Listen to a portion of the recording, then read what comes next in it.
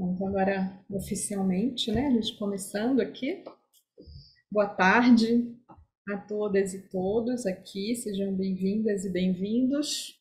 A gente está dando início ao Cinedebate promovido pelo LIPSIC, o Laboratório Interinstitucional de Estudos da Intersubjetividade e Psicanálise Contemporânea, coordenado pelas professoras Marina Ribeiro e Elisa Sintra. Elisa está aqui com a gente. Esse laboratório de pesquisa une a USP e a PUC de São Paulo, com o objetivo de favorecer a pesquisa e o intercâmbio de ideias entre pesquisadores do que atualmente denominamos psicanálise contemporânea, com ênfase na problemática da intersubjetividade e seus desdobramentos. Concebemos a psicanálise contemporânea como constituída e estruturada por meio de diálogos entre distintos corpos teóricos e tradições. Esse é o nosso laboratório de pesquisa. Além de atividades acadêmicas e científicas, nosso laboratório organiza e promove debates e interlocuções mais amplas com diversos atores da cultura e suas produções, seja literatura, cinema, etc. O evento de hoje faz parte desse grupo de atividades. Esse bate-papo que vamos ter hoje vai ficar disponível, está sendo gravado e vai ficar disponível no nosso canal do YouTube, o canal do LIPSIC. Ao longo da nossa conversa, eu até posto aqui nos comentários o link do nosso canal, para ficar mais fácil, tá? Eu sou Raquel Ferrari, psicanalista, doutora em psicologia clínica pela USP e membro do LIPSIC. Atualmente eu sou coordenadora do Cine LIPSIC. E hoje temos a honra de receber para conduzir esse debate duas queridas colegas, a Celina Diaféria e a Vanessa Shihami.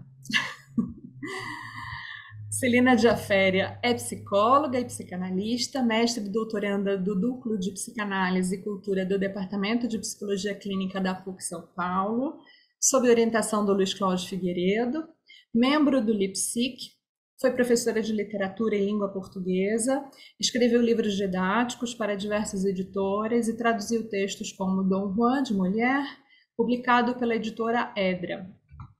Pesquisa na interface da psicanálise com a educação e a arte sobre o potencial transformador da experiência estética.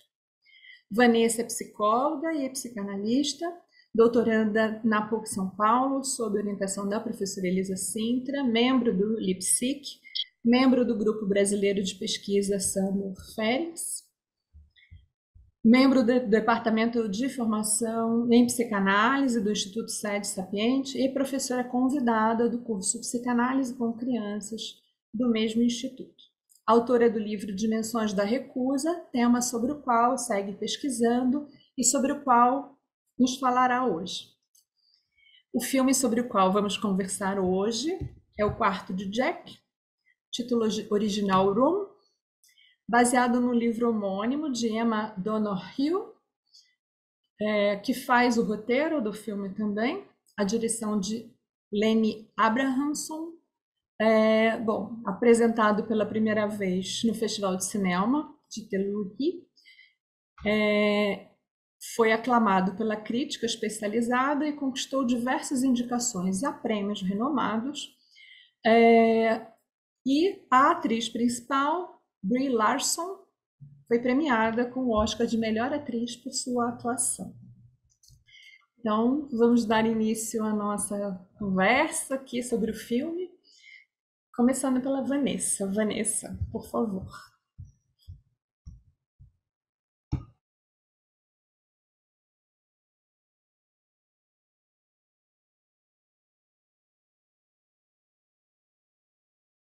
Oi, pessoal, conseguem me escutar?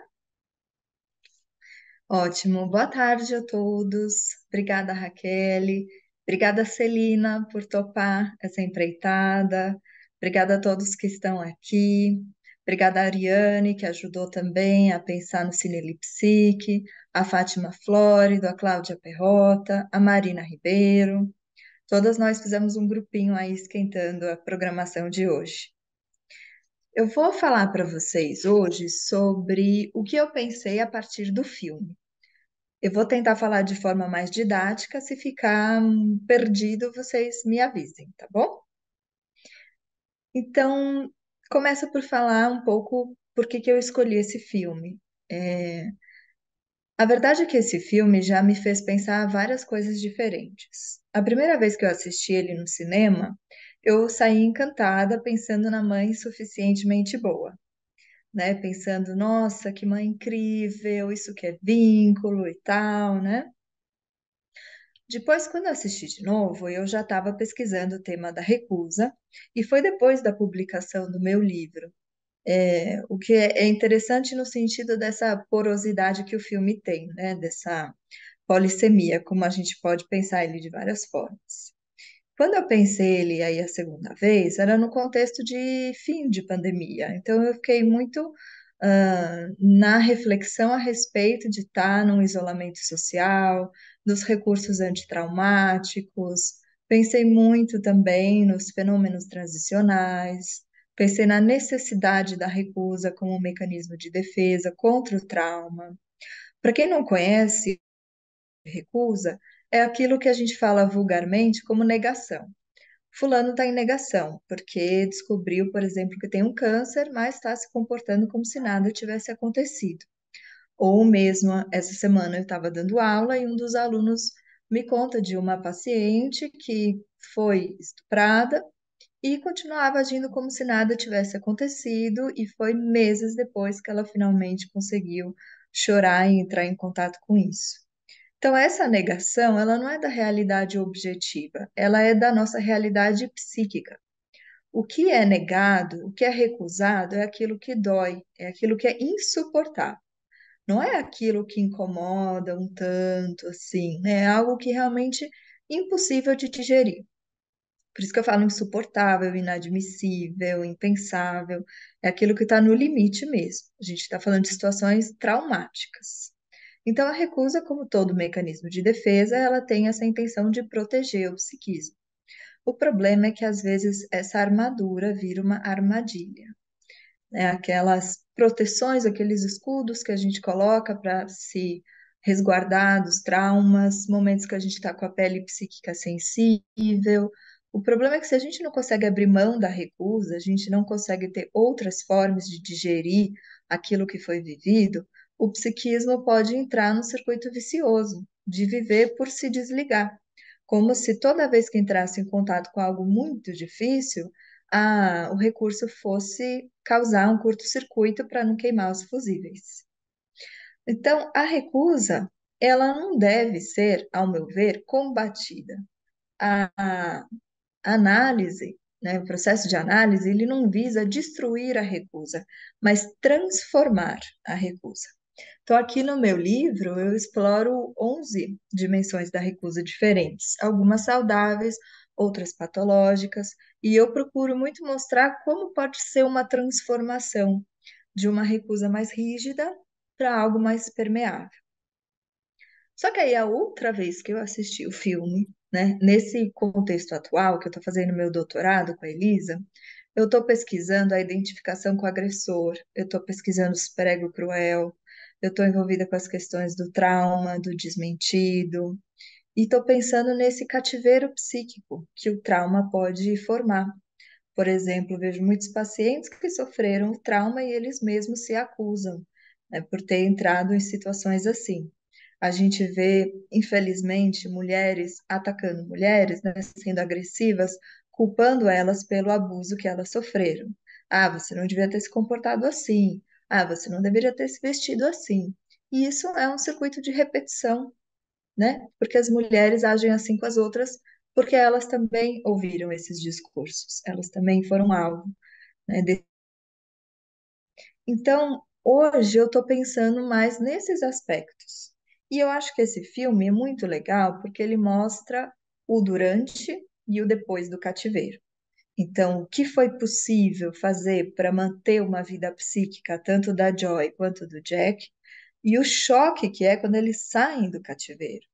E aquele mundo de ilusão que os dois compartilhavam, o room, aquele quarto, né, que era é curioso porque no filme eles falam room, quase que fosse o nome de um planeta, sabe? Que nem a gente fala aqui na Terra, lá no room, né, lá no quarto, onde eles tinham, né, essa realidade que para quem olha de fora é uma ilusão, né, é muito distante da nossa realidade, mas que dentro, né, era uma realidade construída no encontro com os dois. Então, ela tinha propriedades porosas, antitraumáticas, mas também tinha aspectos que talvez não foram tão enfatizados no filme, né, do aspecto poroso da recusa, no sentido de que, por mais que você tente fazer uma blindagem, o psiquismo não pode deixar de perceber. As coisas não podem deixar de serem escritas. O Freud, quando ele fala da recusa, ele fala não é uma escotomização. Escotomização, para quem não está familiarizado com o tema, né, é quando a retina do olho, né, ela não consegue mais receber estímulos, então nada se forma. E o Freud fala não é isso que acontece na recusa. Na recusa vai ter uma parte do psiquismo que não admite a realidade e uma outra que a admite. Ou como propõe Octave Manoni, eu sei, mas mesmo assim. Em níveis diferentes de representação, formas mais simbolizadas, formas menos simbolizadas, mais cruas, tem sempre uma história que está marcada no psiquismo. Então, embora talvez não tenha sido mostrado isso com tanta ênfase no filme, eu acho importante, né, essa nova transferência, entre aspas, que eu criei com o filme, de pensar nesses efeitos também, né? Porque o que eu estava querendo dizer do poroso, né? É que o Jack, ele não deixa de receber os impactos traumáticos, né?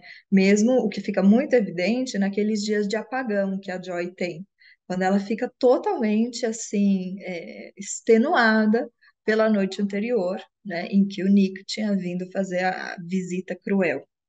Então, Jack vive com uma mãe que a gente poderia imaginar suficientemente boa, mas mesmo a melhor das mães não tem como impedir que os traumas aconteçam. Agora, tem uma coisa também, eu acho que sobre o filme, né? Porque muitos analistas saíram do filme falando, nossa, mas isso é surreal, é irreal, isso cria uma expectativa para as mães de serem assim, tão perfeitas, né? E a gente pode concordar em parte, que uma mãe e uma criança numa situação de trauma dessa, muito dificilmente sairiam sãos, como saíram os dois no filme. Mas, de outro lado, eu fiquei pensando na função social do filme. Eu fico pensando para quem viveu um cativeiro e assiste um filme desses e tenta reinventar ou reeditar aquilo que viveu. Eu fiquei pensando naquele filme Bastardos Inglórios. Eu não sei se todos assistiram, mas ele fantasia, né, cria aí uma outra realidade em que, né, os judeus teriam se vingado dos nazistas. E ele tem uma função também, né, de poder fantasiar alguma possibilidade diante daquilo que foi impossível, alguma tentativa de vingança, algum sonho possível de saída. Então eu penso que tanto o Quarto de Jack, quanto esse filme, quanto tantos outros, eles ajudam a fazer uma pequena reparação naqueles que assistem, aqueles que se identificam. Eu não pude naquele momento, mas eu teria muita vontade de massacrar todos os nazistas, né? Então eu acho que o filme tem esse mérito, acho que toda obra de arte tem esse mérito, né, de convocar na gente aquilo que foi recusado, recalcado, aquilo que a gente desconhece e pôr a gente face a esse estranho, né, aquela experiência do unheimlich, daquilo que é conhecido, familiar e ao mesmo tempo totalmente estranho, né? E esses choques que as obras de arte fazem na gente, eles vão permitindo descongelar aquilo que ficou cristalizado. Muitas vezes é forte demais, por isso que eu digo, a gente precisa das defesas. E muitas obras de arte acabam sendo rejeitadas, né, condenadas justamente porque elas mexem tanto nas entranhas, né, que o público prefere e põe de volta, né, no buraco. Mas estava falando isso porque eu vou tentar pensar, né, na recusa aqui, nas suas características principais. Se eu estiver falando de um jeito muito teórico complicado, vocês me avisam, tá? Mas assim, só para contextualizar para vocês, esse conceito de recusa, ou o que a gente fala popularmente como negação, ele vem desde a obra de Freud, desde os primeiros textos já está aí, mas no fim da obra é que ele enfatiza mais.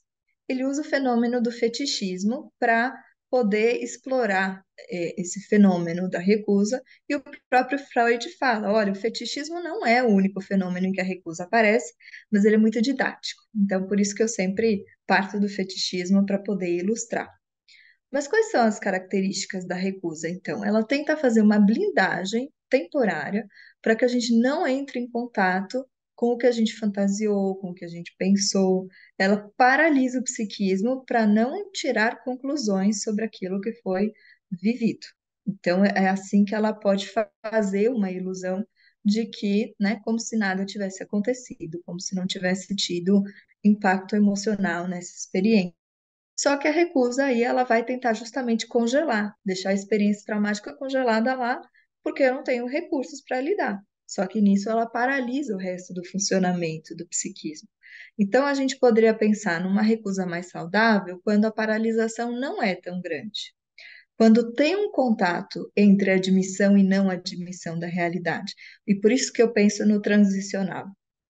Enquanto que uma recusa mais radical, ela nunca é absoluta, a cisão nunca é absoluta, né? Mas os pontos de contato são menores entre as duas realidades, né? É todo um esforço psíquico para não fazer valer emocionalmente aquilo que de fato aconteceu.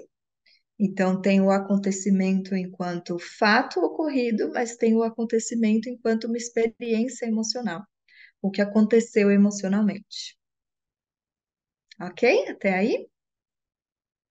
Então, a questão da recusa, como a gente viu na pandemia, por exemplo, né, no negacionismo, é que vai criando essa blindagem também a qualquer outra novidade, a qualquer alteridade, ao não saber, ao desconhecido. Eu vou me agarrando em certezas para não entrar em contato com essas angústias. Então, por isso que eu digo assim, o negacionismo trouxe à tona isso para a gente. Ficou muito claro essa sensação que a gente tinha de pessoas que estavam encasteladas nas suas certezas.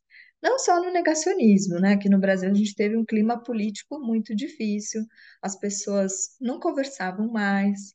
Então, acho que, né, a gente viu a recusa em várias facetas, inclusive aquelas necessárias, né? Quando a gente estava no cativeiro, entre aspas, e a gente precisava sentir que o mundo estava continuando, que tinha transformação. Então a gente ficava às vezes um pouco maníacos, se inscrevendo em todo tipo de live, em todo tipo de curso, né? Tentando se convencer que, olha, eu vou passar na pandemia, eu vou estar uma pessoa melhor, eu vou estar mais rica. E entre isso e aquilo, cada um foi achando as formas como conseguiu, né, tolerar aquele momento de trauma global, né?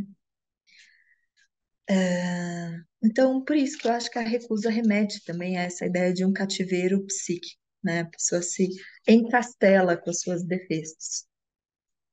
Inconscientemente. Gente, temos que sempre lembrar, a gente está falando de um aspecto inconsciente. Então, não adianta ficar querendo pôr verdades na frente da pessoa, né? Não tem a ver com realidades objetivas, não é uma escolha consciente, são, é aquilo que dá, é aquilo que dá, é aquilo que a gente tem que pensar, que é possível para cada um.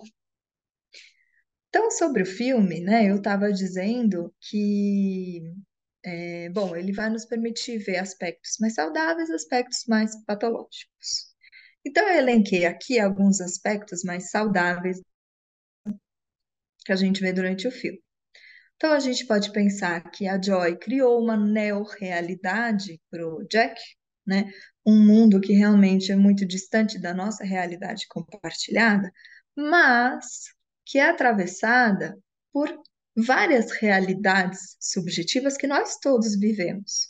Por exemplo, era um vínculo cheio de ambivalência, que faz parte da realidade de todos os vínculos, né? Era um lugar onde tempo existia, né? Não posso dormir a hora que eu quiser, tomar banho a hora que eu quiser. Eu tenho que fazer os alongamentos, eu tenho que tomar as vitaminas. A comida parecia por mágica, né? Mas também não é que podia comer tudo, tinha que deixar um pedaço. Tem que cuidar do corpo. O corpo tem as suas limitações e as suas exigências. Isso também faz parte da realidade de todos nós. Outro atravessamento que a gente pode pensar também é o psiquismo da mãe que atravessa essa realidade do Jack. Então, se por um lado tinha um monte de coisas que ela estava tentando barrar para o Jack não perceber, para o Jack não entrar em contato, o inconsciente é sempre maior, né? Então a gente pode pensar que o Jack era atravessado pelo inconsciente da Joy, tinha as marcas, né? Essas marcas que eu estou falando que se formam mesmo que a gente não consiga simbolizar ou elaborar. Então, ele é marcado por um inconsciente de uma mãe que conhece o mundo lá fora, que tem uma experiência com as pessoas e que tenta o tempo todo transmitir, alfabetizar, fala de filmes, conta histórias, né? Desenvolve a curiosidade dele. Então, ela conta sobre árvores, pessoas, né, planetas, etc., mas tudo é mentira. Ou melhor, não é mentira, porque eu acho que mentira é uma palavra forte.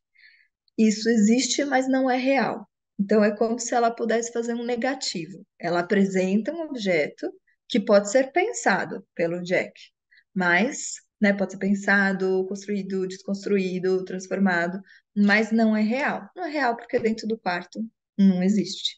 Por exemplo, cachorros, né, eles não existiam dentro do quarto. Porém, é curioso a gente pensar, por que será que o Jack pensa em cachorro? Não foi o cachorro o elemento traumático, né? O elemento, digamos assim, não é traumático, o elemento ligado ao momento traumático da Joy que levou ela ao cativeiro, que é quando ela fala, eu achei que o Nick, né, o sequestrador, precisava de ajuda com o cachorro, fui lá ajudar e fui sequestrada. Então, a gente pode pensar, de novo, um atravessamento do psiquismo da mãe, que o Jack, né, é poroso, vai recebendo. A Vera Iaconelli escreveu um texto muito interessante essa semana falando do Bluetooth das crianças, né, como elas captam tudo. Mas o que que acontece com aquilo que a gente capta? Se a gente não consegue elaborar, pode virar tóxico.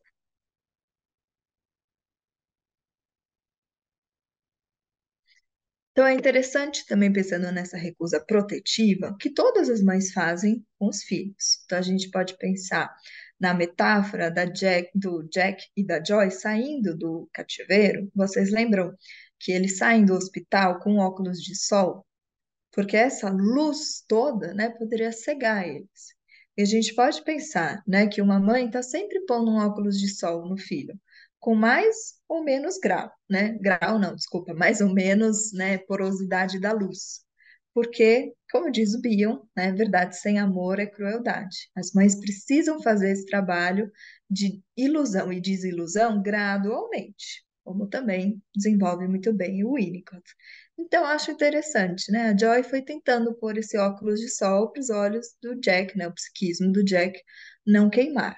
E aí, aquela frase, né, que todas as mães em algum momento falam, né? Eu decido por dois. Eu sou a mamãe, eu que sei.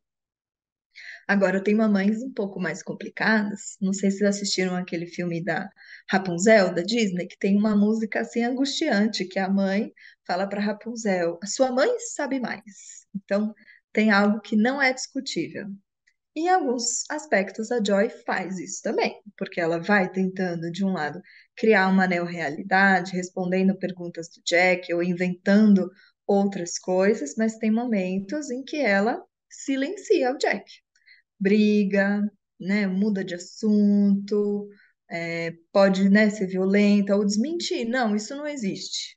Então, tem aspectos dessa recusa que a Joy tentou construir que também são adoecedores, que eu vou falar um pouquinho depois.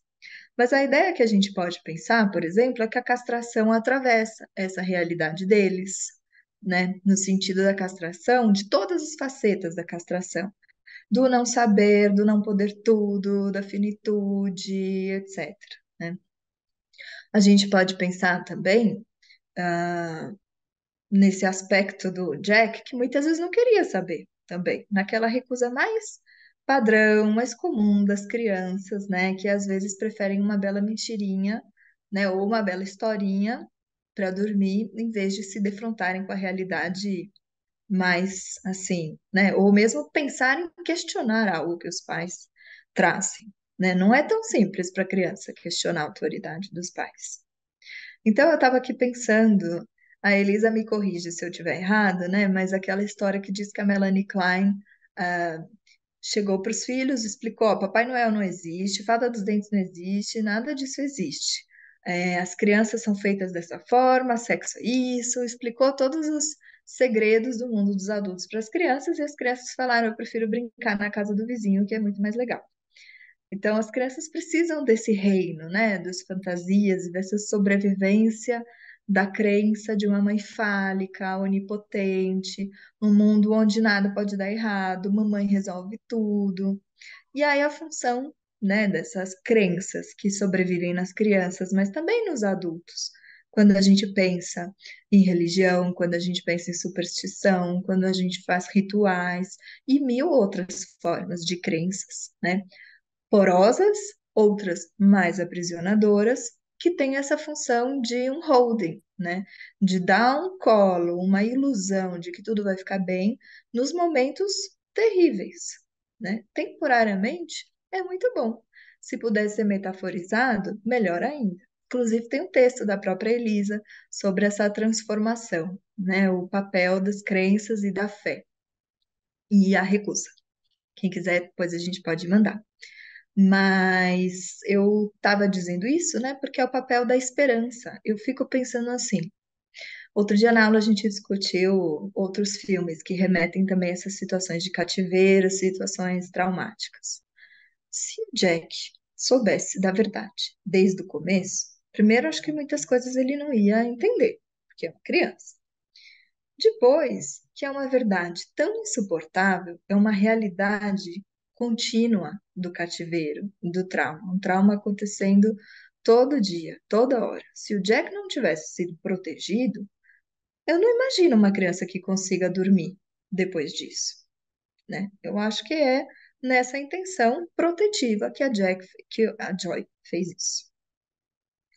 Agora, tem, né, esses aspectos patogênicos dessa recusa que ela criou.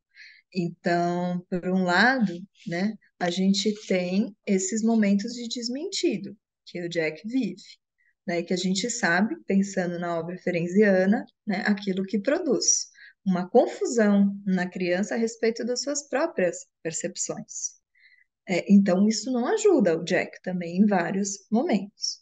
A gente pode pensar nessa fala do Jack sobre o nascimento dele, esse mito, que ele veio para salvar a mãe, né? Dentro do filme a gente entende, mas numa situação concreta, olha o peso que tem para uma criança ser essa que salva a mãe. Então aí a gente pensa, como o Ferenczi sugere, né, na ideia de um bebê sábio que tem que amadurecer para cuidar dos adultos. Então, como que o Jack poderia ousar desobedecer uma mãe que é o único ser humano que está lá, né, do qual ele depende também? A gente pode pensar nos psiquiatras da família, que são as crianças que se tornam muito sensíveis às necessidades dos outros. A gente vê o abandono que o Jack vive no momento de apagão da mãe, ele tem que se virar sozinho, né? É, então, tem a experiência, né, do Jack ser desmentido dentro do cativeiro, que é quando a mãe esconde as coisas. Tem o desmentido da realidade que ela construiu, quando a Joy precisa fazer o Jack, né, acreditar no mundo real, para que ele queira sair do cativeiro, né, e quando ela confronta todas as recusas dele, que também é violento, né? Não é fácil. E ele fala: eu preferia ter 4 anos de novo. A gente pode pensar aí de novo nessa confusão. Mas como assim? A minha mãe estava me mentindo, né? Minha mãe que eu tanto confio. E a gente pode pensar nesses aspectos da identificação com o agressor também, que o Ferenczi traz, né? Que aí ele fala em situações de trauma, de pavor, onde você não tem outra opção para se retirar desse contexto traumático, fazer a violência cessar e a sua sobrevivência depende desse agressor, o sujeito, por pavor, se identifica com as necessidades do agressor, tentando preservar algum mínimo de relação para que esse agressor não fique mais violento, não decida matá-lo, não tome alguma decisão precipitada, porque afinal de contas, né, é como a Joy que dependia do Nick, né? Então ela também tinha que prestar atenção em tudo para, né, poder dobrá-lo para ter o que ela queria, mas ela não podia confrontá-lo, ela não podia deixar ele nervoso, né? Porque senão, né, tem um momento que ele fica nervoso. E ele fala para ela: eu devia era largar vocês dois aqui e tal. Bom, se o Old Nick não pagasse a conta, e abandonasse eles, né, eles iam ficar ali esperando a morte, de fato, né? Mas tem toda essa distorção da realidade psíquica que acontece também na identificação com o agressor, porque você começa depois a se culpar por não ter adivinhado, né? Como a Joy fala, né? Eu fui educada para me preocupar com todo mundo, então eu fui ajudar aquele homem com um cachorrinho doente. Não devia ter feito isso, né? Então, nessa fala, ela se culpa pelo que aconteceu. Mas a verdade é que não, tem nada a ver com o que você fez. O cara fez algo errado e ponto, né? Mas a gente vê como essa culpa vai corroendo ela. Então, por exemplo, quando a jornalista pergunta para ela se ela teria, por que que ela não salvou o Jack antes? Por que que ela não pediu para o Old Nick mandá-lo para um hospital? A gente pode pensar, gente, impossível. Que confiança ela tem nesse Old Nick que ele ia salvar o Jack, né? Mas no fim foi o que ela tentou fazer, né? Sair do cativeiro salvando o Jack. Só que ela, que já estava vivendo um momento tão angustiante, né, de ruptura, da recusa que ela teve que fazer para aguentar o cativeiro, né? E ela sai do cativeiro, tem que ver tudo que ela não pôde viver, tudo aquilo que foi interrompido, né? Tudo aquilo que ela perdeu.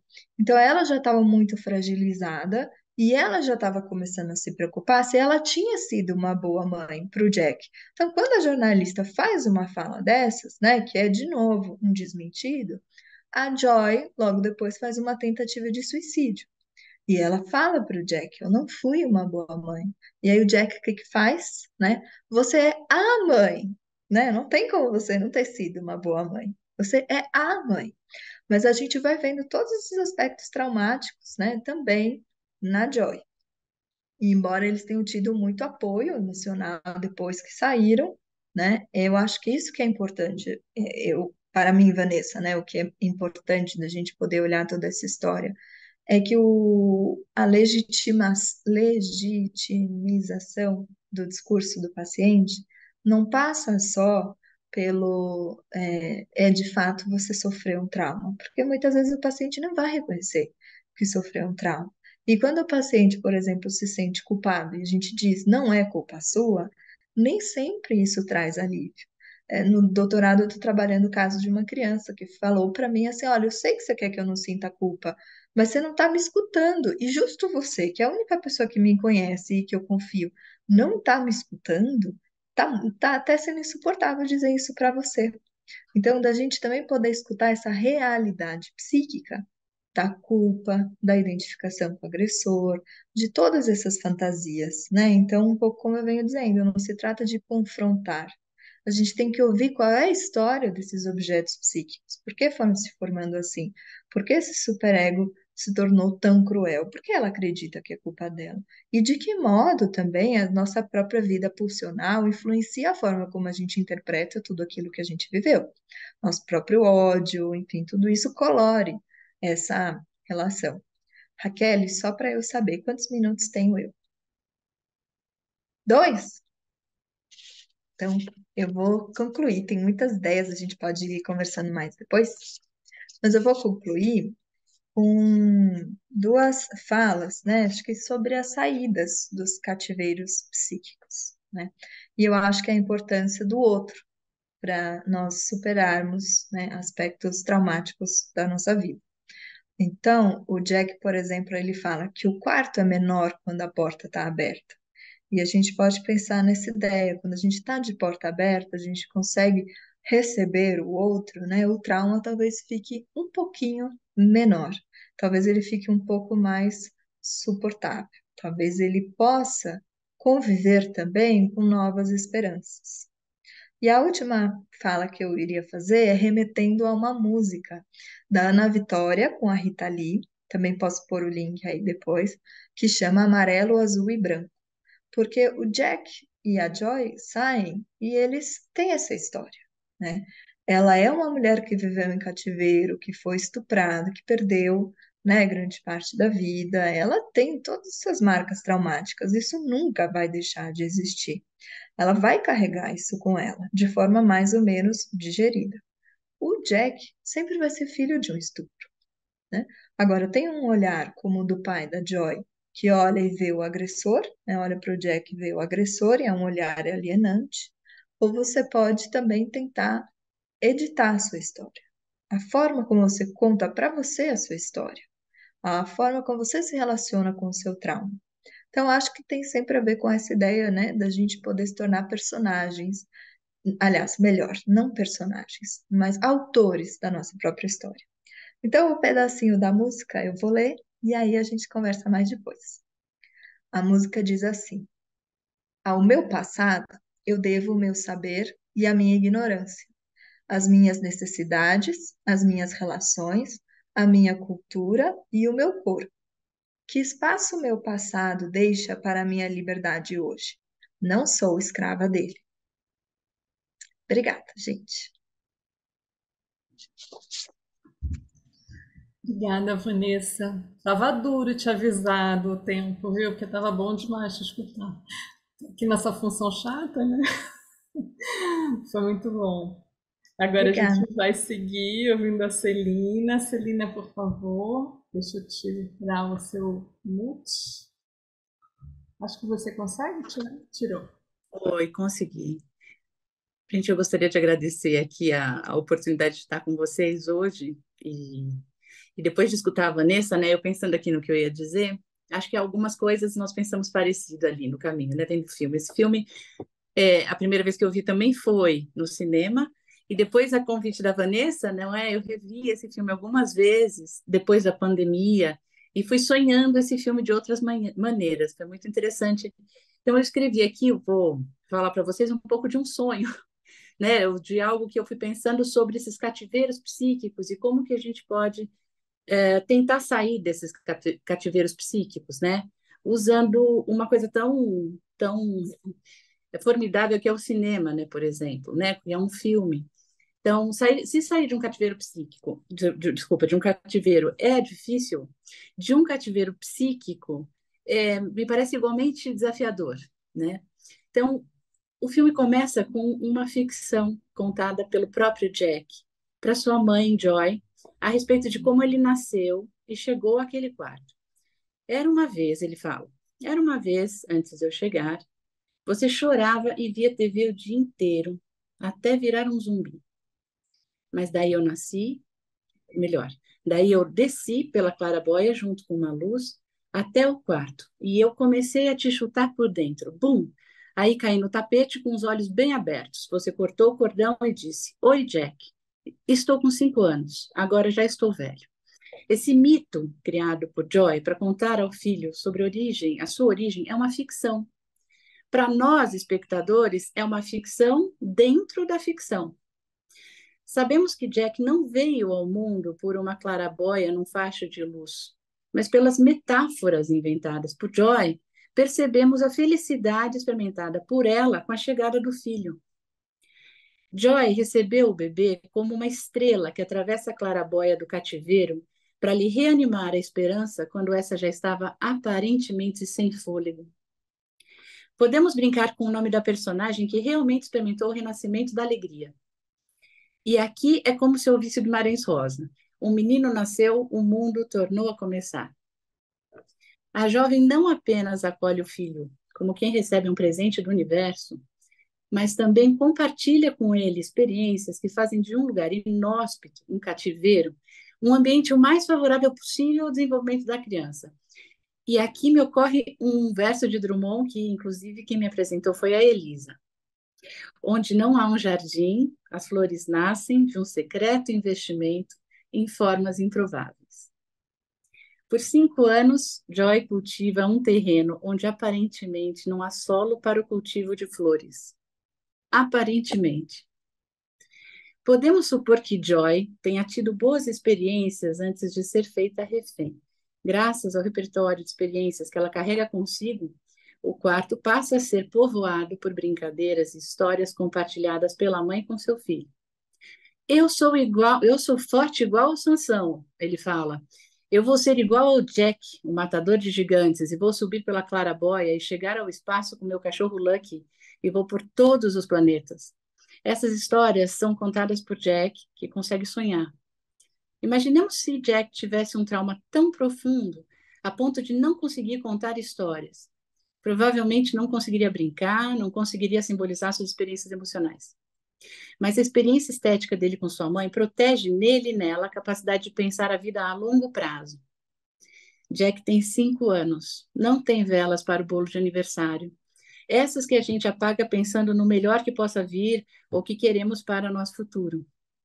Como sonhar o futuro quando a situação imediata parece imutável? Como sonhar quando a realidade imediata parece não oferecer aquilo que procuramos? Como entrar em contato com os outros quando nossos gritos não são escutados por ninguém?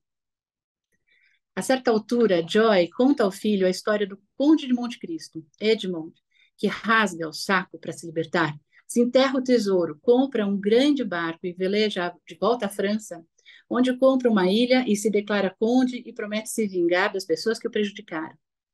Quem nunca sentiu o desejo, como a Vanessa bem colocou no Bastardos Inglórios, né, Vanessa? Quem nunca sentiu o desejo de triunfar sobre quem lhe fez algum mal? Isso aparece na literatura, no cinema, e nesse filme a gente também é capaz de compreender esse sentimento. As obras de arte nos possibilitam ter a experiência de pertencimento à espécie, de que nossa experiência humana frágil, trágica, cômica é individual, mas ao mesmo tempo coletiva. Muitos antes de nós já vivenciaram conflitos e angústias e situações que compartilharam conosco por meio de filmes, contos, romances, poemas, canções. Ao vivermos uma experiência estética, podemos nos sonhar dentro dos objetos culturais que nos permitem não apenas nomear nossas vivências emocionais, sentindo-nos mais acolhidos ou representados, mas ampliamos a nossa capacidade de pensar e interpretar o mundo, compreendendo que a realidade possa ser diferente ou possa ter diferentes interpretações. Além disso, a gente sabe que a imaginação é fundamental para criarmos saídas para a realidade imediata. Essa experiência vivida por Jack com sua mãe fica para ele como um registro que ele vai buscar pela vida fora, a fim de se transformar e de expandir a sua visão do mundo, a sua compreensão do mundo. A mãe ensina o filho a ler, alimentando-o com metáforas de Alice no País das Maravilhas. Joy e seu filho fazem um bolo como o da TV juntos, compartilham os cuidados com o corpo, escovam os dentes, fazem ginástica, brincam. Essas experiências compartilhadas vão alimentando um campo que favorece o estabelecimento de boas relações futuras de Jack com o mundo e com os outros.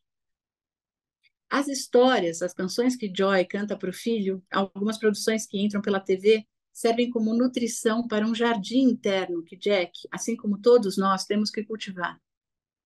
Podemos pensar nesse jardim como uma casa psíquica que pode também, pelas experiências traumáticas, ter suas paredes muito grossas, sem janelas, mais próximo do que chamamos aqui de um cativeiro psíquico.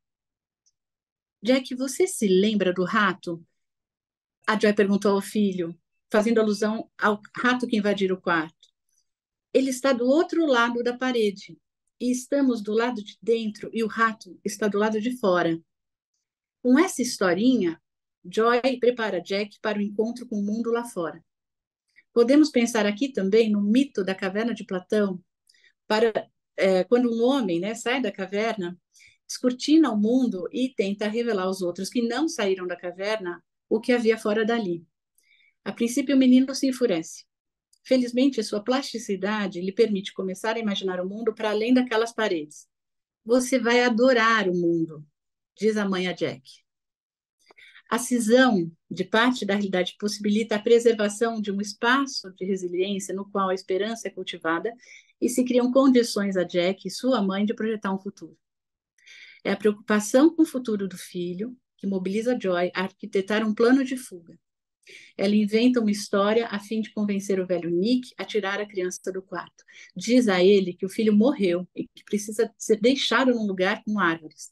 Antes, porém, Joy combina o plano com o filho. Pede a ele que se faça de morto, que fique quieto e imóvel como um personagem de uma das histórias que ele conhece. Ela dá ao filho um dente dela, uma parte de si, que Jack rapidamente esconde em sua própria boca. Podemos pensar naquele dente como um ursinho de pelúcia ou objeto transicional para que a criança se sinta segura, mas também podemos considerar que por aquele dente, Jack poderá contar mais sobre a sua própria história no caso de se perder de sua mãe, o que felizmente não acontece.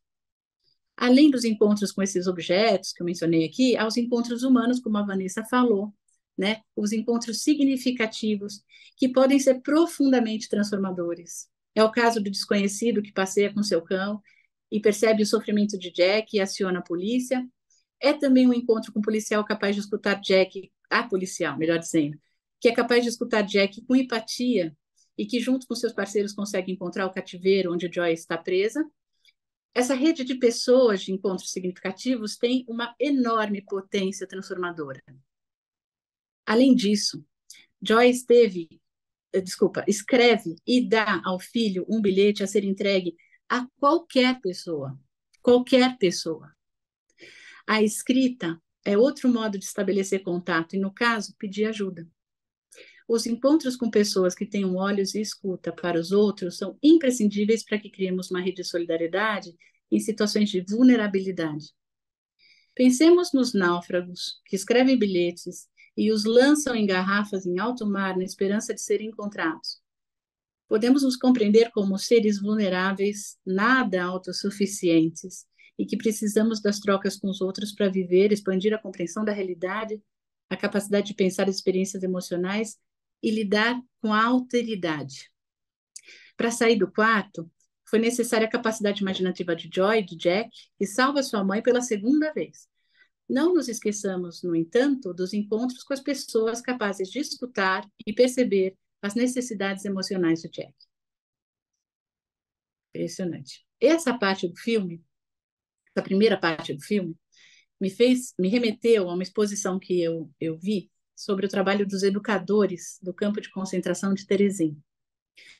Essa exposição foi montada com desenhos produzidos pelas crianças neste campo de concentração. Os educadores apresentavam para as crianças obras da literatura, contavam histórias, ofereciam vias de expressão a essas crianças que desenhavam e escreviam. Não se sabia se aquelas crianças sairiam ou não vivas do campo de concentração, mas a aposta dos educadores era de que elas poderiam sair e precisariam ser capazes de pensar um futuro. Elas precisariam ser capazes de sustentar a vida num ambiente mortífero. Os desenhos das crianças representavam cenas que elas viam no campo de concentração.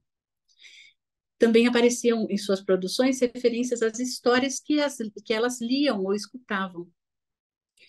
Cabia aos educadores protegerem a capacidade de sonhar e brincar daquelas crianças.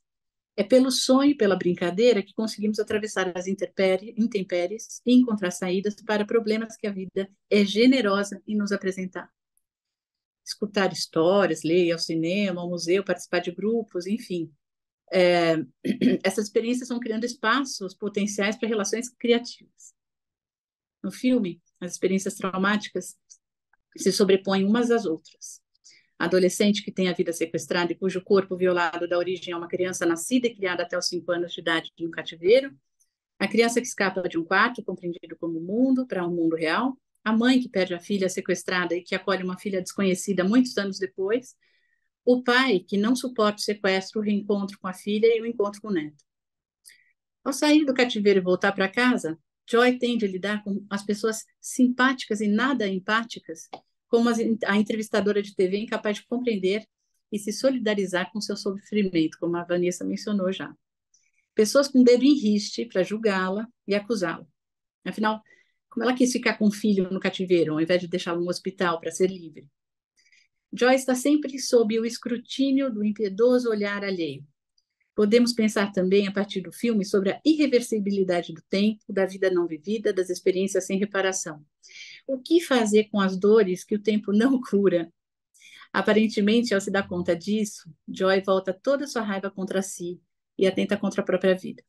Como espectadores, acompanhamos o sofrimento dos personagens e somos capazes de nos imaginarmos na pele deles.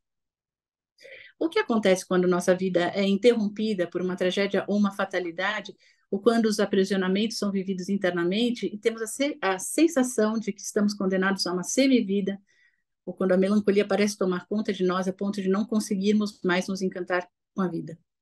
Como transformar esses estados internos de guerra em estados de esperança? Chamamos de cativeiros psíquicos, e aqui eu vou retomar um pouco o que a Vanessa falou, todas as experiências em que nos enrijecemos dentro de nossas crenças, a fim de sobrevivermos à dor e ao sofrimento. Quanto mais profunda a experiência traumática, maiores as possibilidades de nos fecharmos em cercadinhos ou cativeiros nos quais mantemos a ilusão de estarmos seguros e protegidos. Não é necessário sermos sequestrados como a personagem do filme para sermos colocados no que chamamos de cativeiros psíquicos. Criamos muralhas o tempo todo para nos protegermos do que sentimos como ameaça.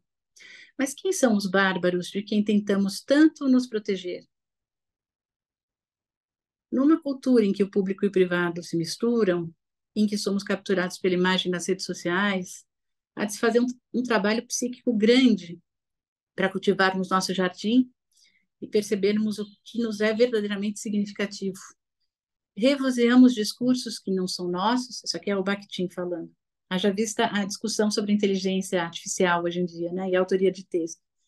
Seguimos padrões estéticos reféns do olhar do outro, capturados pelo discurso médico e da indústria farmacêutica, massacrados por ideais de perfeição, à procura de ideais de performance inacessíveis e na contramão do que seria bom ao cultivo de mentes e corpos. É nesse mundo que Jack e Joy passam a viver, e é nesse mundo que vivemos. Como cultivar uma mente própria se somos seres interdependentes e precisamos de laços com os outros? Joy foi o primeiro objeto transformacional de Jack. O conceito de objeto transformacional foi cunhado pelo Christopher Bolas, não é? Para ele, o encontro do bebê, né, com a mãe, isso aqui acho que todos aqui sabemos, mas enfim, né, é um encontro estético. E esse encontro, ele é vivido como um processo de transformação. E é um processo de transformação que aponta para o futuro, porque a gente vai procurar esse tipo de experiência no decorrer da vida fora. Então, não se trata só de um momento de uma revivência de um objeto lá atrás, né? Mas como se a gente tivesse fixado num determinado ponto, né? Mas é algo que vai abrir as possibilidades da gente criando, digamos, uma vida mais significativa, né? No filme há vários momentos estéticos interessantes, a esses vividos com a mãe, mas destacamos a primeira vez que Jack pôde ver o céu fora do enquadre da claraboia, ou no momento que, quando está escondido, observa o companheiro de sua avó, que habilmente brinca com ele, como se não soubesse da presença do menino, na verdade, de maneira a criar um ambiente de confiança para que Jack se aproximasse e finalmente comesse em sua companhia. O avô, e aqui a gente vai chamá-lo desse jeito porque ele é muito mais apto a cuidar do que o avô biológico do Jack, tenta se aproximar com a linguagem da criança, a linguagem da ternura, como diz o Ferenc, né? Uma linguagem porosa, afetiva, dizendo que provavelmente seu cachorrinho daria futuramente a pata a Jack. Há nesse encontro uma hospitalidade muito favorável ao estabelecimento de um laço.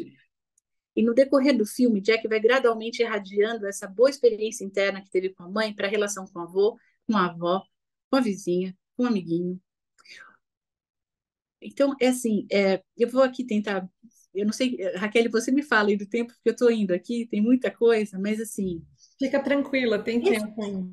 tá tranquilo? Um momento estético, né, é uma experiência, como eu disse, que aponta para o futuro, e esses momentos de imersão, né, nesse momento de imersão, o sujeito é tomado pela obra, seja pela pintura, seja por uma música, por exemplo, quando a gente está vendo isso na arte, né, uma produção literária, um filme como esse, por exemplo, são situações de uma densidade emocional quase que indizível, não é?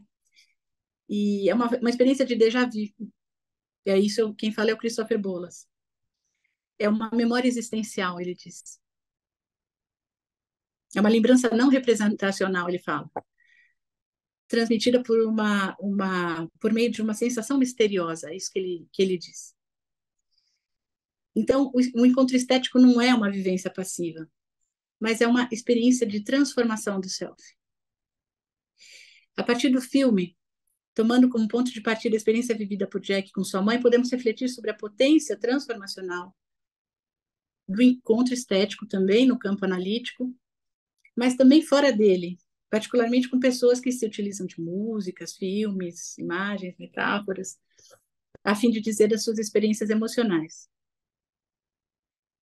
Considerando nossa própria experiência com o filme O Quarto de Jack, podemos pensar sobre o potencial transformador do momento estético que vivemos com o filme.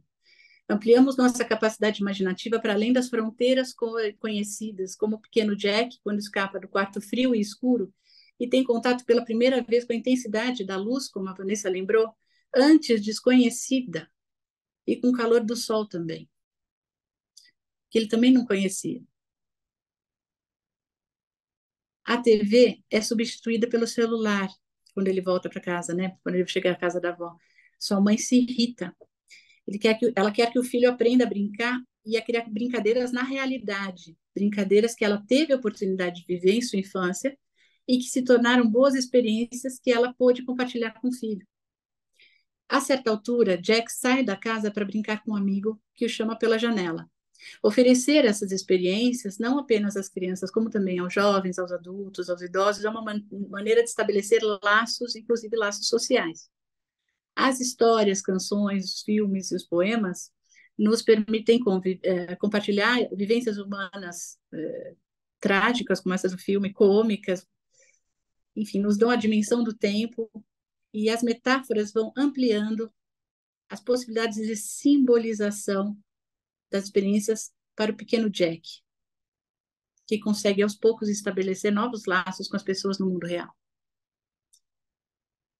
Felizmente, não precisamos viver uma experiência como essa, que Joy e Jack experimentam para nos tornarmos porosos e empáticos com o sofrimento desses personagens, né? O filme, assim como as obras de arte, pode favorecer a expansão dessa capacidade de acolher a experiência com alteridade, a ponto de compreendermos que aquilo que consideramos bárbaro também nos constitui, como a Vanessa vai falando, né? Temos a ambivalência de base, né? Que a gente escuta bastante falar.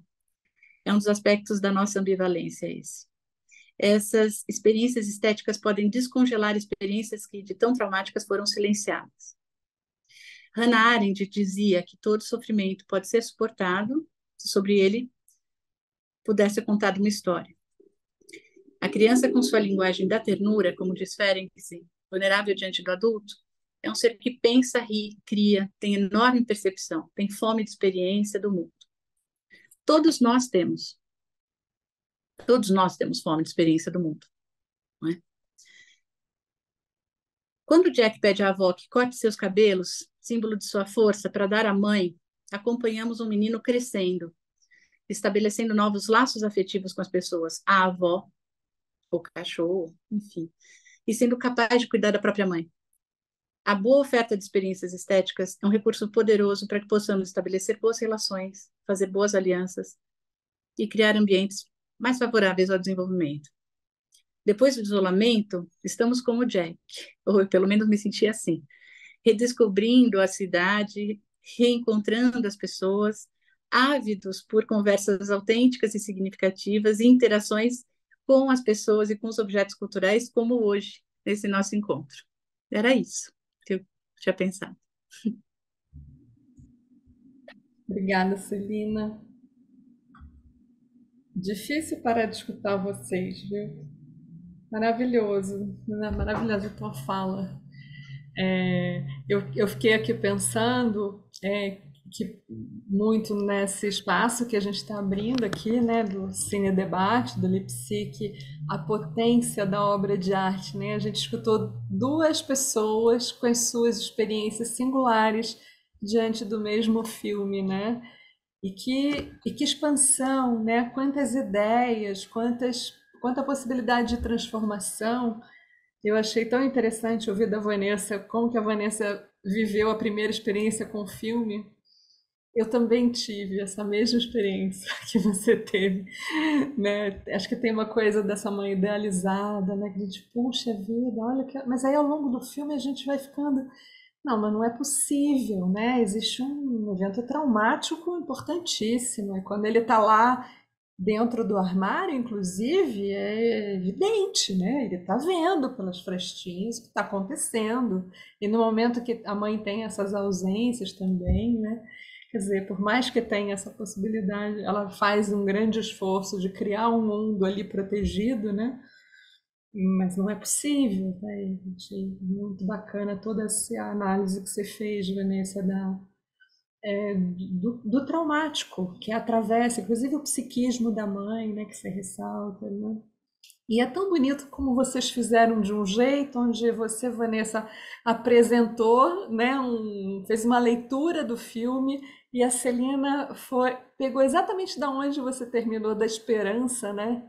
E a Celina foi trazendo esperança. Olha a possibilidade no encontro com pessoas interessadas, com hospitalidade, com disposição, o efeito potencial transformador disso, né, de um bom encontro. Eu também fiquei muito encantada com o avô, né? O avô, de fato, né? Que é esse avô que aquele momento que ele faz aquela aproximação é um momento encantador, né?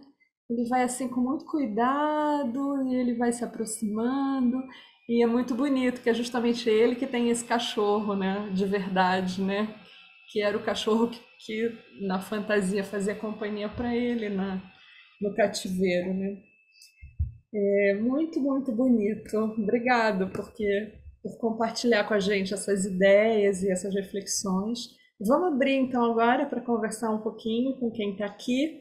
A gente vamos combinar que vão levantando a mão, é só clicar nesse Reactions e aí escolher aí levantar a mão e a gente vai na sequência vendo. Eu vou aqui organizando. Primeiro é a Lia, que já fez.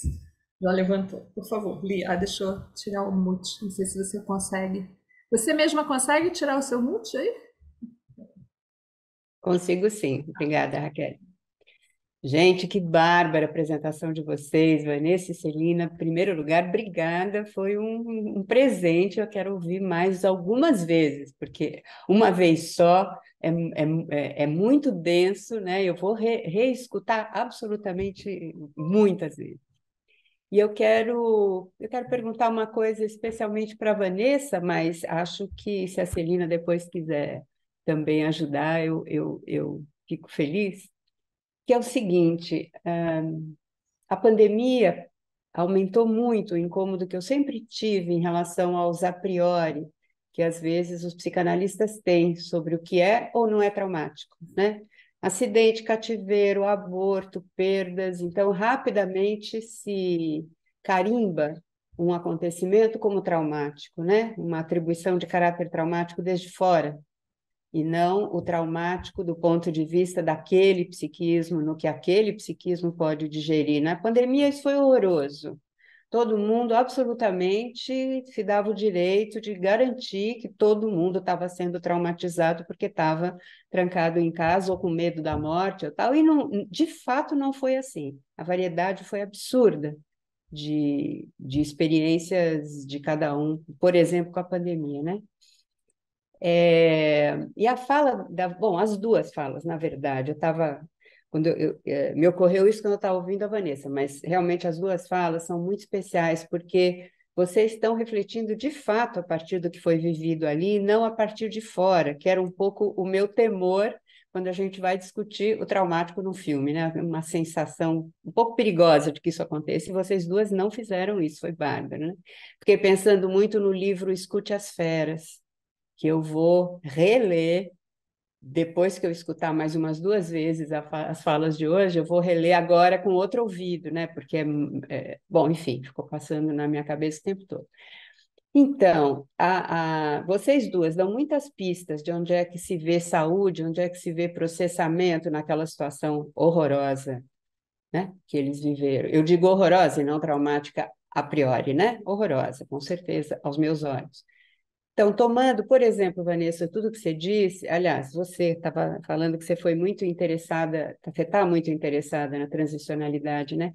Eu queria muito escutar um pouco mais sobre os espaços de transicionalidade que você capta ali no Room, né? Que vocês duas captam ali no Room, né? No que eles viveram ali, eu acho que é muito importante desenvolver mais essas aberturas que, né, vocês duas lançaram sobre isso.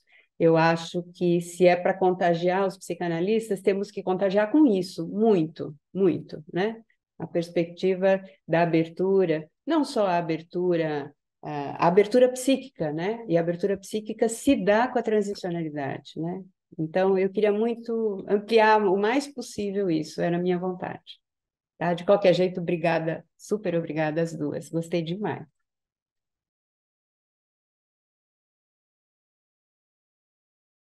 Estão me ouvindo? Então, né? Lia, obrigada pela seu comentário, suas perguntas. Foi justamente esse pedaço que não deu tempo de falar. A gente vê aí a conversa de inconscientes, Essa foi demais. né? Eu acho que assim, primeiro do que você fala, né, da questão do trauma, né? Eu acho que tem isso, né? Tem coisas que as fichas vão caindo depois e às vezes o impacto, entre aspas, do trauma chega depois, né? Depois que a recusa dissolve, né? Ou, né? Coisas que vão, não só que a recusa dissolve, mas coisas que vão acontecendo que vão ajudando a gente a reinterpretar o que houve e o que não houve, né? Eu gosto de pensar na ideia que acho que é do Ferenczi, mas que eu aprendi pelo Luiz Cláudio, né? A ideia de traumas ah, vitalizantes e traumas não eram destrutivos, eram alguma outra coisa. Depois a Elisa me ajuda também. Mas enfim, a ideia, né, de que o traumático é da natureza humana, né? A pulsão vem com esse excesso, né? Você quer falar, Elisa? Traumas estruturantes. Isso, Tem os estruturantes e tinha os estruturantes, outros devastadores, né? desestruturantes. É. Mas a gente pensar nessa natureza, né, do traumático que tem isso, né, da pulsão que nos atravessa, que é sempre maior, né, do que a gente tem capacidade de representar, o encontro com o outro, né, são traumas que a gente precisa, né, a diferenciação que põe o psiquismo em movimento, né, que tira a gente da inércia. Então, os traumas em si, eles põem a gente ou em movimento ou, né, se eles forem devastadores, se for muito maior do que as nossas condições psíquicas de lidar, eles podem ser, né, destruidores, devastadores. E acho que é isso que você traz, né? Cada um lidou de uma forma com a pandemia. Agora, sobre o transicional, Lia, eu pensei no, em duas coisas. Primeiro, eu pensei nesse room como um espaço de cocriação, né, entre o Jack e a Joy. Quando a gente pensa no Winnicott, ele fala, né, da experiência de ilusão, mas ele fala da sobreposição de ilusões, quando ele está falando, né, da base do fenômeno transicional. E a gente pode pensar que foi um pouco isso que aconteceu, porque a Joy criava um mundo para o Jack. Ela criava aí uma ilusão para o Jack de que esse mundo era dele, né, e que um monte de coisa estava fora disso. Ao mesmo tempo, cuidar do Jack permitia a Joy um certo nível de recusa, né, do próprio trauma que ela estava vivendo. Embora ela tivesse sendo impactada, embora em vários momentos a recusa não era o suficiente, mas ela permitia, de certa forma, a Joy de fazer apostas de esperança, mesmo depois de 5 anos, de 7 anos de cativeiro, né? Então, tem algo desse transicional de duas ilusões sobrepostas, mas que permitiam uma criação de algo que era possível. E o que que foi criado ali? Não é a realidade objetiva do que acontece, mas a realidade de um vínculo. É essa a essência do transicional. Ele não representa a mãe, ele representa o vínculo com a mãe. E um vínculo que tinha dentro e que tinha fora do cativeiro, né? Quando ele sai do cativeiro, ele tem uma mãe quebrada, entre aspas, né? A expressão que ele usa. A mamãe quis ir para o céu e esqueceu de mim, mamãe bobinha. Mas aí os ETs jogaram ela para baixo e ela quebrou. Então tem uma mamãe que mudou, não é a mesma de dentro e a de fora, mas um vínculo que foi recuperado. E o que tem dentro e fora é essa função materna que o avô e a avó fizeram, né? Ou mesmo o analista que depois entra em cena, né? E vai escutando o Jack. E, sobretudo, eu acho que é isso que é essa conexão das realidades, é que a avó, ela não teve problema em escutar o que acontecia com o Jack dentro do cativeiro. Quando ele conta para ela, né, que ele já sabia fazer bolo, e ela pergunta, e como era? Ah, então a gente fazia bolo, tal, e vinha o Old Nick, e ela não, bom, ela não incentivou tanto, né, ele a falar, mas ela deixou ele falar.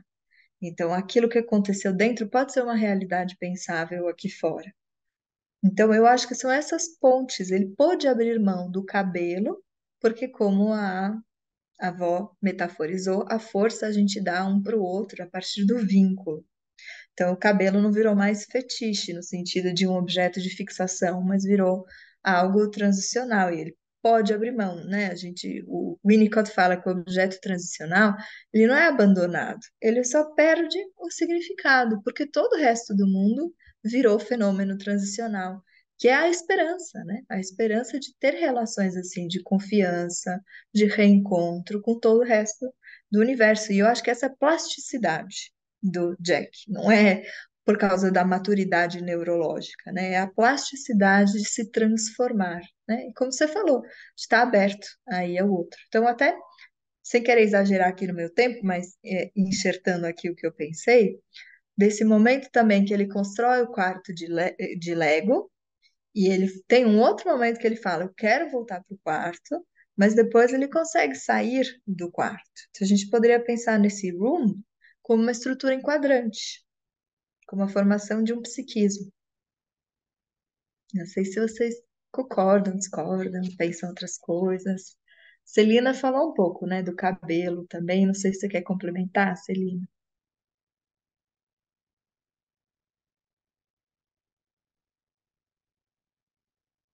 Não Celina, te você está ouvindo, sem Celina. áudio.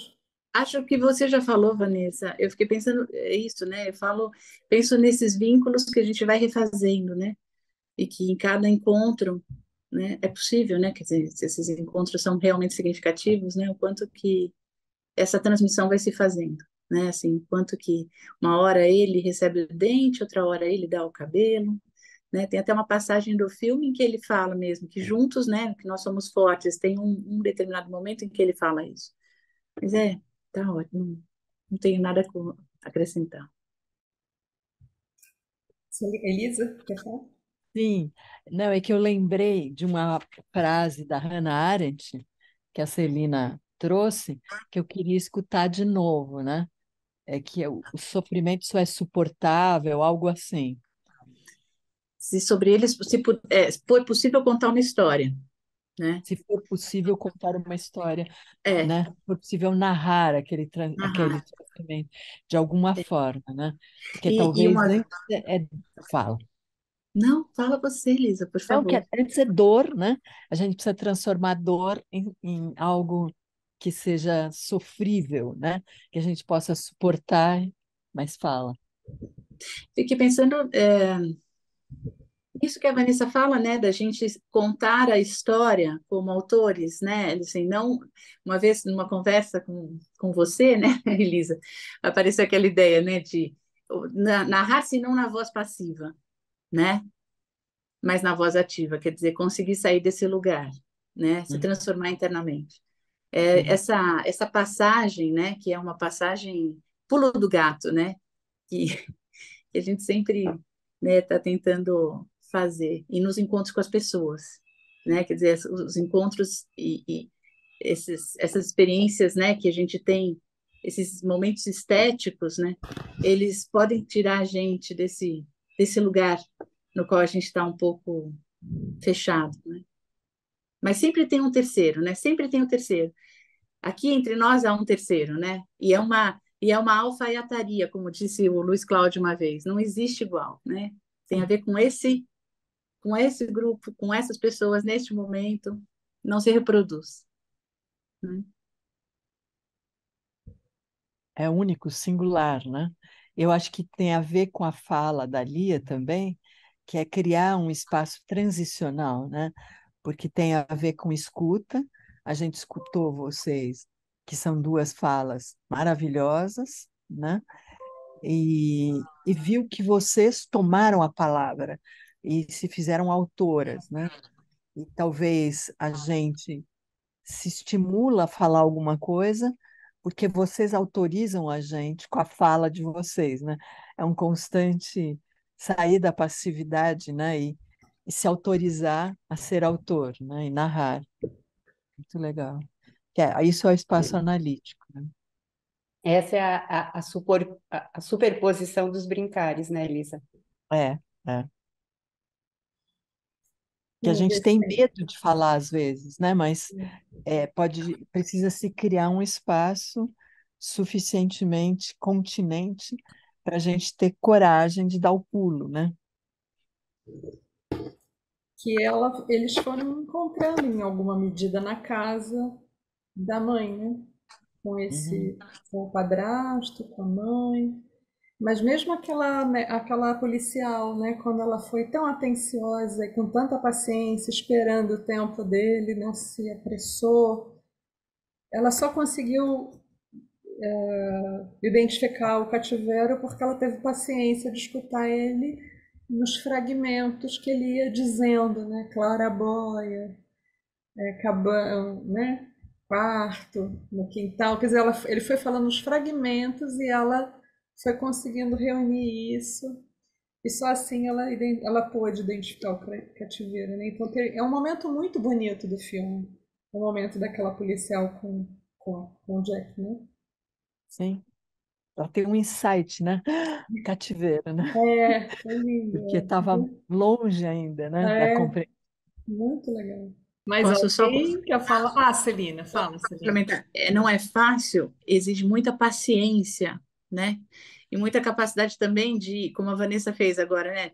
Pensar em filmes e conversar com as pessoas, para a gente também ter essa capacidade de esperar o tempo, né? Do outro ali.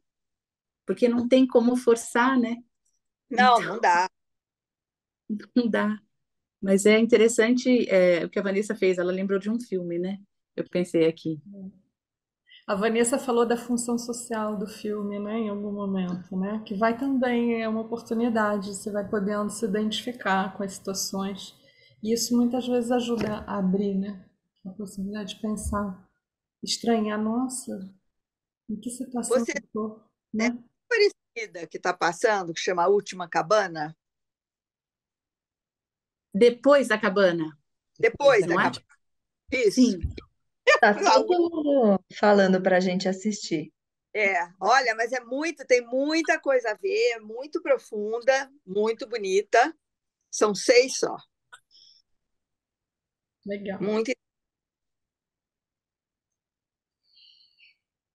Quem não falou ainda gostaria de participar, fazer algum comentário, alguma pergunta? Luciano. Oi, boa tarde, gente. Acompanho a Vanessa há um tempo, vi ali nas redes sociais o chamado dela de participar de novo. E acho que, como ela falou, escutar de novo num outro momento traz outros pensamentos, né? E ouvindo vocês, eu fiquei pensando numa dimensão social, né? E aí uma pergunta muito aberta que eu nem sei se tem resposta não, mas me ocorreu como pensamento, se na dimensão social a gente poderia pensar, né, nesse modelo social que a gente vive, com todas essas questões, e o acúmulo, né, no modelo capitalista que vivemos, o acúmulo, a gente poderia pensar nele como um cativeiro.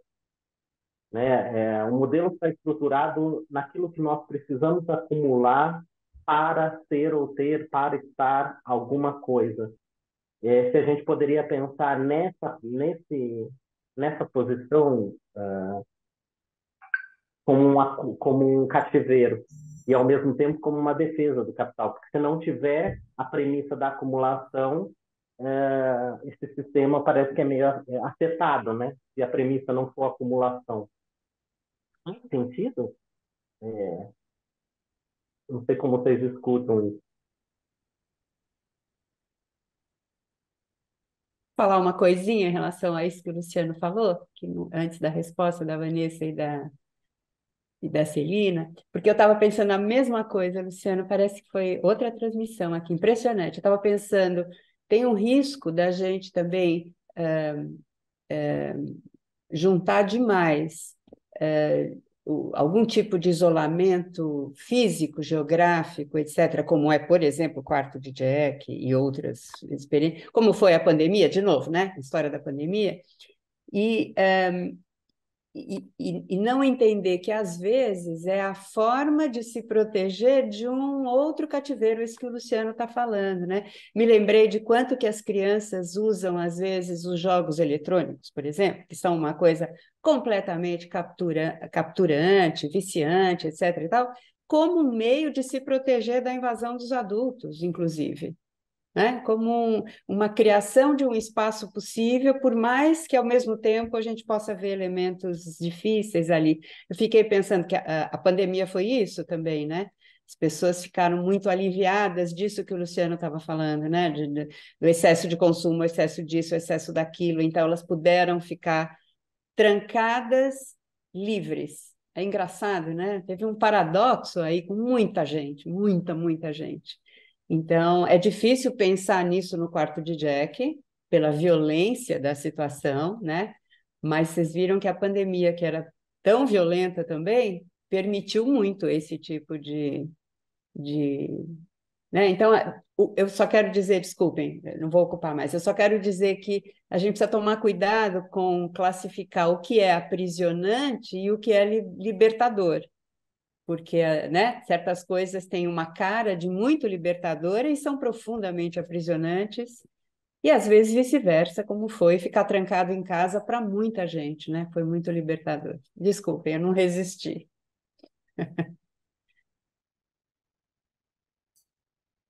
Posso comentar, Celina? Depois, se quiser, você fala? Então, tá bom. Eu acho que tem dois, tudo tem dois lados, né? Ou mais de dois lados.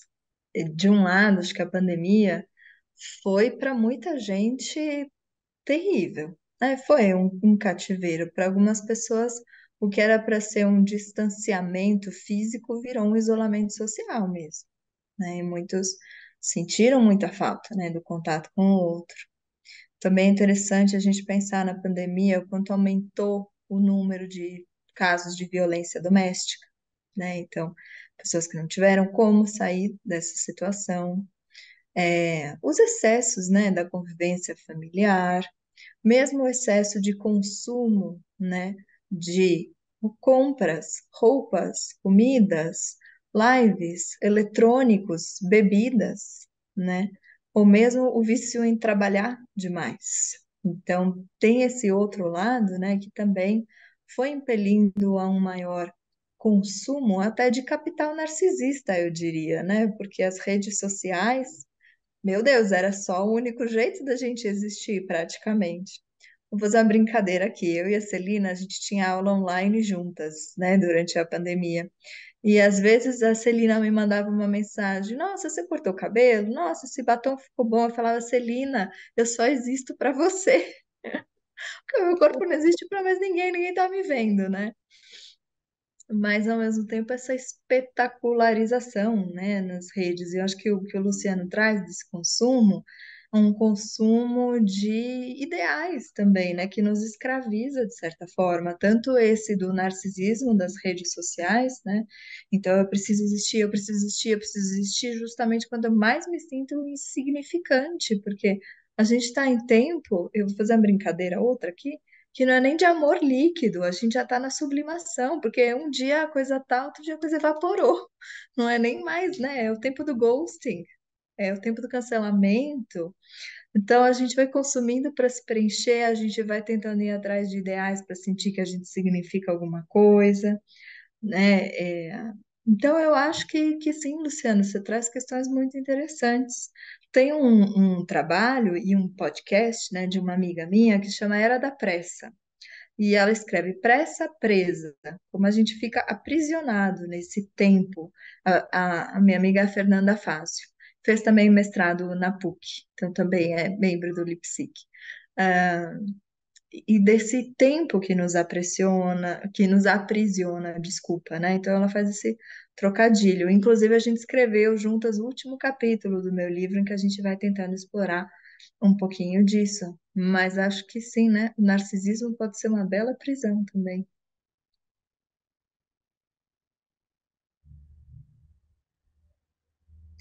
Celina quer comentar alguma coisa?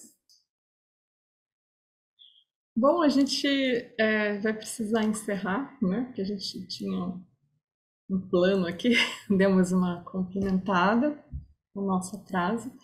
Com muito pesar, porque tá maravilhoso o papo. Muita coisa, né, que a gente ainda podia ter desdobramento. Acho que a gente dá para fazer de novo, né? Só com o mesmo tema. A gente seguir conversando. Elisa, quer falar alguma coisa para encerrar? Não, tive a sensação de um imenso prazer de ouvir as duas e ouvir também as pessoas que falaram, né? É muito gratificante, né? Ver todo mundo tomando a palavra e falando, que é um sinal de que a gente está tentando sair dos nossos cativeiros. Obrigada, Celina e Vanessa, adorei. Celina, quer falar? Eu que agradeço a todos vocês hoje por essa possibilidade da gente compartilhar um momento tão criativo, né? Assim, eu também espero que a gente tenha a possibilidade de outros encontros. Eu agradeço a professora Elisa, né, a Raquel, a Vanessa pelo convite e a todo mundo que está aqui. Vanessa, quer? Eu queria só terminar com o último comentário, né? Quando a gente tenta ensinar fenômenos transicionais para os alunos, a gente fica falando de cultura, de criatividade, e eles acham que isso é coisa de artista, né? Só de quem está aí no teatro, compondo música, pintando quadros. E isso que a gente está vivendo aqui é uma criação, né? Isso é criação, isso é transicional. Se o que eu estivesse falando não fosse real para ninguém, não fosse uma ilusão compartilhada, ninguém estaria interessado em escutar, né? Uhum. E na verdade a gente está aqui compartilhando ilusões. Então, queria agradecer vocês também pela disponibilidade, pela generosidade. E é isso.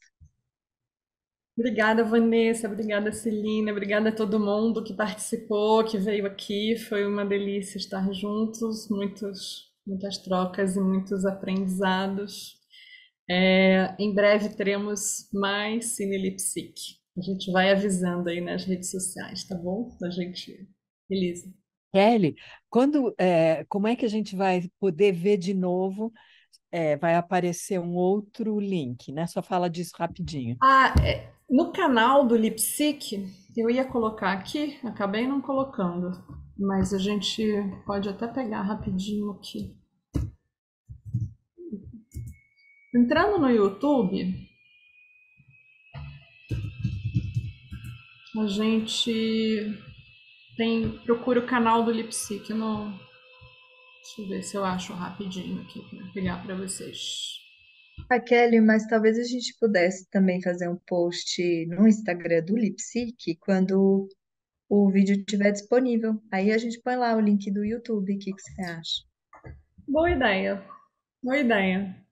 Que agora a gente vai terminar a gravação, vai fazer o upload e tal. O Edson já ajudou aí, ó. Obrigada. Pelo menos vocês já ficam sabendo o caminho, o endereço. Obrigada, Edson. E entrando no nosso canal do Lipsic já tem várias outras gravações também interessantes de conhecer. E aí até amanhã ou depois já vamos ter esse arquivo lá.